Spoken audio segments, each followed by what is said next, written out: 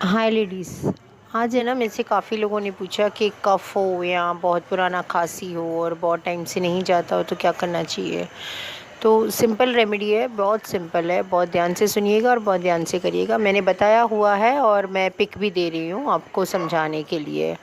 पपीते का जो पेड़ होता है उस पे जाइए, उसका पूरा जो डंडी के साथ पूरा तोड़िए और पत्ते को अलग कर दीजिए। और अगर ये पत्ता पीते हैं तो ये पत्ता गर्म पानी में पिया तो भी बहुत बेस्ट है, बट पत्ते को अलग कर दीजिए। उसके बाद जो डंडी बचता है ना, उसको थोड़ा ऊपर से और थोड़ा नीचे से काट दीजिए।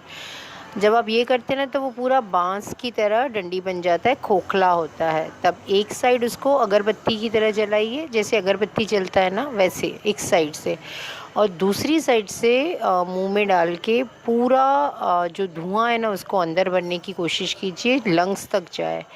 उसके बाद मुंह से वो डंडी हटा के और वो धुआं बाहर निकालिए।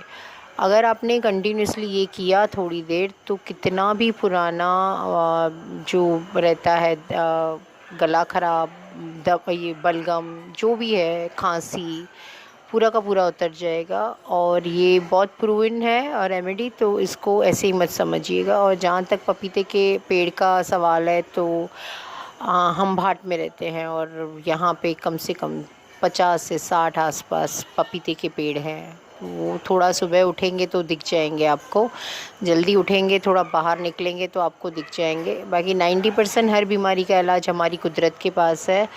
जो कुदरत के पास है वो तो शायद किसी के पास उसका इलाज नहीं है। तो ये नॉर्मली जब सूटा, इसको बोलते हैं सूटा, सूटा थेरेपी, जब आप ये सूटा थेरेपी करते हो ना तो आपका बलगम और ये सब अच्छे से हट जाएगा। तो अगली बार जब किसी को खांसी हो तो ये चीज़ उनको भी बताइएगा, ठीक है।